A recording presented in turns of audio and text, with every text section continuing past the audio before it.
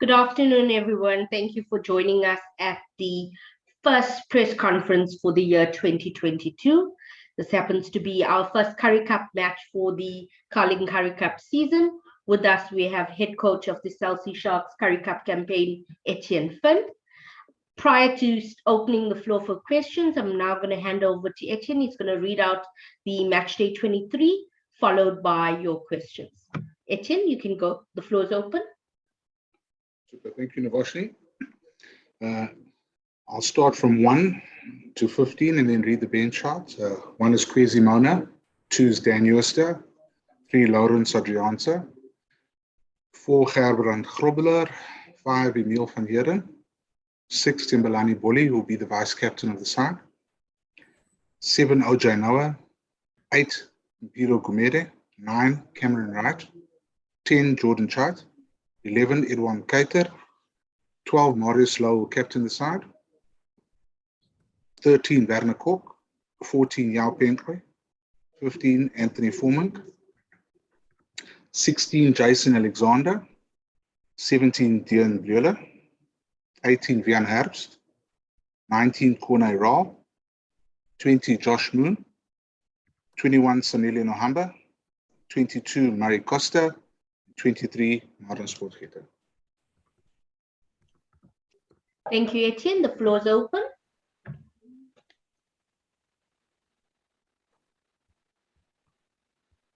Etienne, Jan de Koning, Rugby 365. Can you hear me? Yes, I can. Okay. Obviously, a very strong team. I think a lot has been said about running two teams in different competitions. But this certainly says a lot about the depth at the Sharks and obviously your intentions in the Currie Cup. Yeah, thanks, Jan. Essentially, it's based on both Sean, Everett, and myself agreeing that staying together as long as possible in terms of training gives us access to the best Currie Cup team and URC and Currie Cup teams that we can. And because we're staying together, we're not separate squads. We're able to field pretty competitive teams. As to intention, yes, always. It's about results and nothing else. And what do you expect from Griquas? I mean, you obviously seen their team and you saw what they did at the weekend against Cheetahs. Look,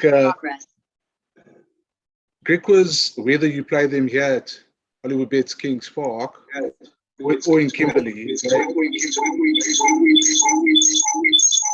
an echo there.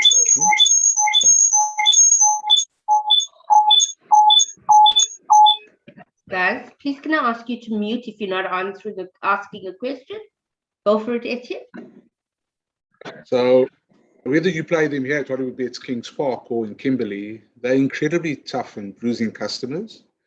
They're a good side. There's a few guys we know well here, guys like Eddie Davids and Otto played their junior rugby along with Stefan Angero here, Brady Jonker. They have their share of experienced guys. They'll be tough, they'll be competitive, and they'll be out to prove a point. Etienne, Mike here, congratulations on your appointment. The idea of having the squads training together as much as possible, will that allow fluidity between the two sides as requirements change with injuries? Obviously, the URC will have sort of a first pick, or how do you envisage it working? Thanks, Mike. 100%. It just allows players to understand whether they'll be playing Currie Cup or URC. They're representing the Sharks. Sharks is a proud franchise and brand, and as long as they get on the field and know that they have to produce their best, that's what it's about. So staying together will allow us that fluidity. And as I said earlier, the ability to pick hopefully 2 quality sides every week. Hi, Etienne. Sorry, are you not done? Now, I was just an added, once the dreaded triage of COVID injuries and emotional frailties arise, that may change. Sorry, Tinus. Sorry, it's Tinus van Staden from Beeld in Netwerk 24 here. Just carrying on that theme a bit, can you tell us technically how do you guys approach this season? Sort of, will they have you earmarked certain guys that will only play Currie Cup and certain guys that will only play URC? And when you select a team, do you and Sean come together for both the teams that's selected, or can you basically say, okay, I want this guy, I want this guy? If you understand what I'm saying, because there's such a big pool and there's two competitions that needs to be thought of. Yes, we do select the teams together. Having said that, Sean obviously will have first selection for the URC team.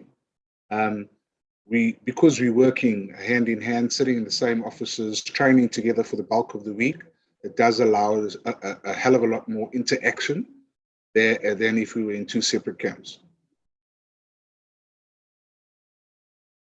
Did I answer your question, Tinas? Yes, thank you very much. Good afternoon, Etienne. It's Kanye Soya from Sport 24. OJ Noah, an interesting name. That can you take us through who he is and where he's from? So OJ is from Australia, but he has New Zealand heritage, as I understand it. He's represented Samoan heritage, I beg your pardon. Yeah. And yeah, I think he's had a bit of a journey rugby-wise. Having said that, he certainly is a physical specimen. Lovely silky hands. He can run all day, and we expect him to make a major impact on the competition. Okay, thank you. How's it, Etienne? Nick Tatham from East Coast Radio. A guy like Josh Moon, I'm just signaling him out. A guy who played a season of club rugby last year for Westfall Old Boys and now is in the Currie Cup mix. Does that give a number of other players who are sort of plying their trade at the club level the belief that they can be playing some professional rugby this season? 100%, Nick. Josh had a stellar season last year representing his club, Westfall Old Boys. But he has a pedigree. Played KZN schools, has played Western Province through the age groups, and was involved with SA Sevens for a while. And he was really hitting the lights out at the club level. And we formed a group to train from SNC's perspective initially, out of the Premier Club players. And he was literally one of the first names we added to that list. And he's well deserving of his selection off the bench. He's super stoked. He's walking on air right now. His granddad played for KZN back in the day, and little anecdote, he mentioned to me that he told his granddad he'd been picked on the bench, and his granddad's eyes were pretty emotional. So he's very chuffed.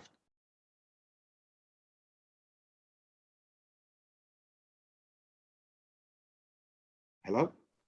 Next question. I'll carry on then. Sorry, I'll carry on then. Edwin Cater obviously making his Sharks debut, but a guy who's come from Griquas. Has he given you guys any sort of insight or into what to expect, or do we sort of know what to expect from Griquas on Wednesday? Well, Griquas have a new coaching staff. They will certainly bring their own spin on things. Edwin has said, from a cultural perspective, raise some points, but the guys won't really say this is what they'll do here. It's pretty PC in that perspective, unless you probe and ask. Yeah, he's super stoked. He's also been out with injury for a while and making his way back. And I'm sure he's going to challenge for higher honors within the Sharks franchise. And then I'm just going to finish last one from you, from a personal perspective. How much are you looking forward to this Currie Cup season, and how has this sort of build-up been from the coach's perspectives? I'm really looking forward to it. I mean, there's personal goals everyone has. This has certainly been one of them. But the proof's in the pudding. So it's a long and challenging campaign, and there will be ups and downs, and you've just got to make sure that you take it one foot forward at a time, and whenever you have a little of a slippery slope, you correct it. Yes, thanks. Etienne, just a word on your man at 10. Jordan's been in the sort of Sharks picture for quite a long time, but had very little opportunities. What can you tell us about what we can expect from him? How do you want him to run the game, etc.? Jordan's a really competitive someone. Heart of a lion, takes the ball to the line. You run through his channel, you know you've been hit by him. His game management's really improved over the last while since being with us. And yeah, I'm looking forward to seeing some real obvious growth with him on field. He's got to drive the game, and he knows what we're looking to achieve from a game management perspective. It's a massive opportunity for him, and I'm very confident that he's up for it.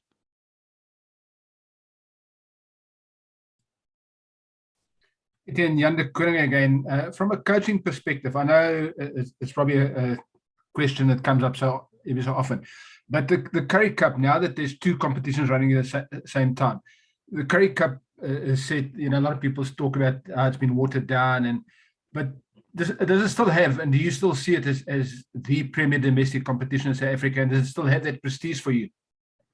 100%, Jan. Having played Currie Cup and watched many Currie Cup games as a youngster, the very word of it, it's our premier domestic competition. And as I said, I like using language with the guys. I said, you know, if you're not list for this, then you shouldn't be playing rugby. So everybody is very aware of the status of the Currie Cup and looking forward to putting out a good effort.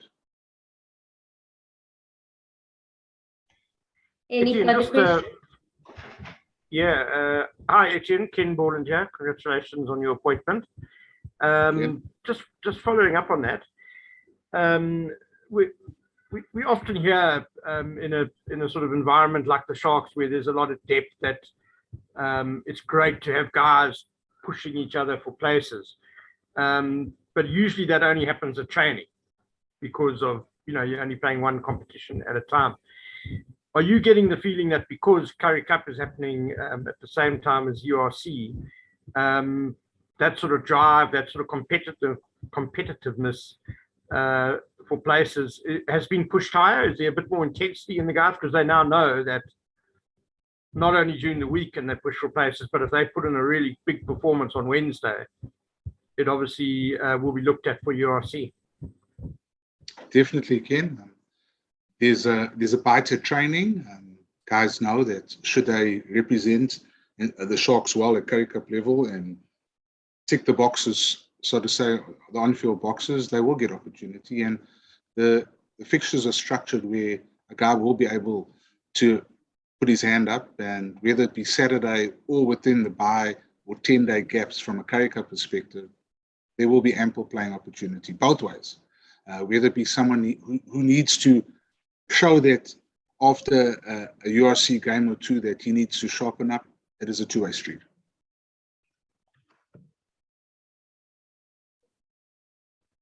Any further questions, James? If there's no further questions, thank you very much for your time, Etienne. Thank you, media. All the best. Best, Etienne. Thanks so much, Lee. Thank you.